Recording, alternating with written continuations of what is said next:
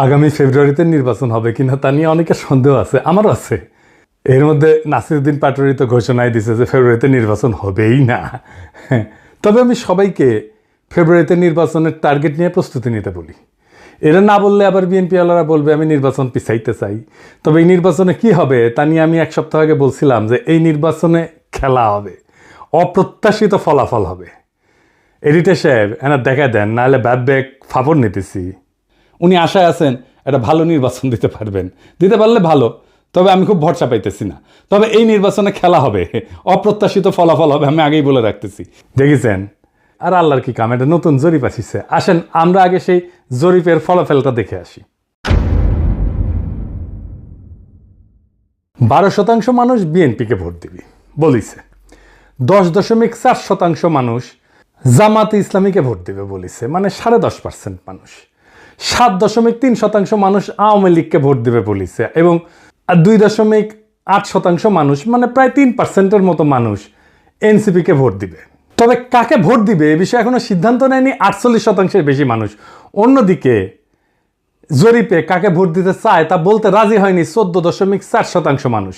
এটা BRAC Institute of Governance and Development BIGDর একটা জরিপ।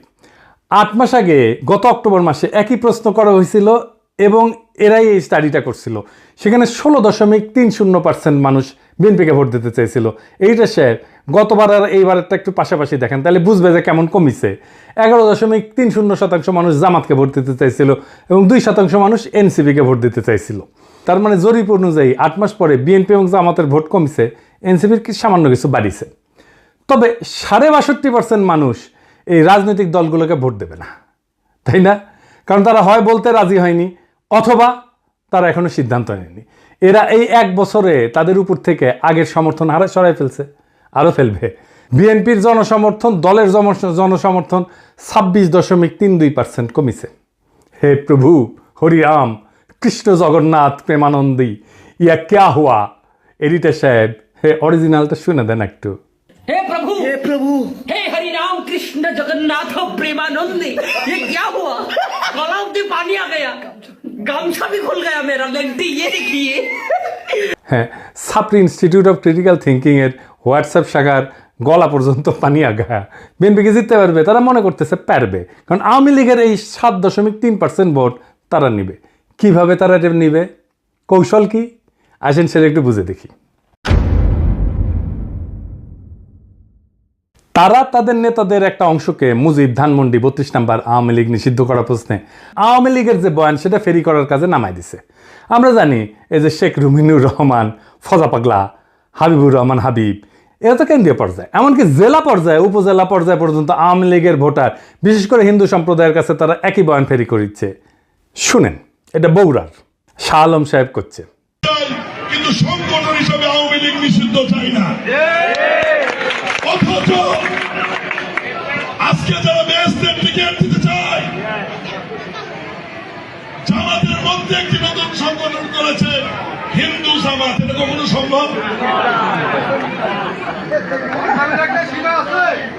তারা এবং নতুন একটি রাজনৈতিক দল মিলে 3 দিনের ভুয়া আন্দোলন করে স্বাধীনতার নেতৃত্ব করে একটি রাজনৈতিক দল, বাংলাদেশের সবচেয়ে পুরনো একটি রাজনৈতিক দল, সেই দলকে বাংলাদেশে নিষিদ্ধ করেছে, যেটা রাজনৈতিক ভাবে সঠিক সিদ্ধান্ত হয়েছে বলে আমি বিএনপির একজন কর্মী হিসেবে মনে করি না।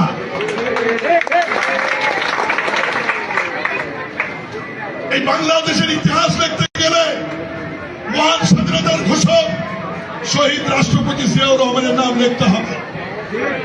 এই বাংলাদেশের স্বাধীনতার ইতিহাস রচনা করতে গেলে মুক্তিযুদ্ধের নেতৃত্বকারী দল আওয়ামী লীগের তৎকালীন সভাপতি শেখ মুজিবুর রহমানকে অস্বীকার করা যাবে না।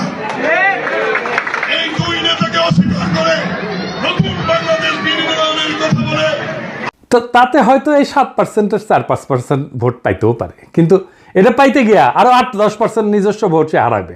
তাইলে আসলে রাষ্ট্র ক্ষমতায় কে যাবে? আপনারা বুঝতেই পারতেছেন যে যারা এখনো সিদ্ধান্ত নেয়নি কাকে ভোট দেবে এবং যারা বলতে চায়নি, তারাই আসলে ঠিক করবে কারা রাষ্ট্র ক্ষমতায় যাবে। তো যাই হোক, এইটা আলোচনাটা বিস্তারিত আসার আগে বিএনপি দলটা কিভাবে ফাংশন করে সেটা একটু বুঝাই। তাইলে এই যে কেন এই রুমিনুর রহমানরা এই কাজ করে এটা বুঝতে পারবেন, এবং কিভাবে তারেক রহমানের নিরঙ্কুশ নিয়ন্ত্রণ নিশ্চিত হয় দলের মধ্যে এটা বুঝতে পারবেন। আর এই পদ্ধতিটা বিএনপির সবচেয়ে বড় দুর্বলতা। আমি এটা বিএনপির সাথে কাজ করতে করতে গিয়ে আবিষ্কার করেছি। এখন ফলো হইতেছে বিএনপি আগামী সরকার গঠন করতে পারছে কিনা এটা বিরাট সন্দেহের মধ্যে পড়ে গেল। ধরেন এনসিপি আর জামাত ঐক্য হইল, ওইদিকে বিএনপি নিজের ভোটের সাথে আওয়ামী লীগের ভোট আর জাপার ভোট মিলে একটা হাড্ডাহাড্ডি লড়াই হইল, তাও কি বিএনপি বা এনসিপি জামাত ক্ষমতা আসতে পারতেছে? না, পারতেছে না। কারণ 62.5% মানুষ জামাত বিএনপি এনসিপি কাউরে, এই 62.5%-এর ভয়েস হয়ে উঠতে পারবে যারা, তারাই আগামী সরকার তৈরি করবে। তাইলে কিভাবে এটা গড়ে উঠবে? বাংলাদেশ একটা রাজনৈতিক ফ্রন্ট গড়ে উঠবে। প্রকৃতি শূন্যতা পছন্দ করে না।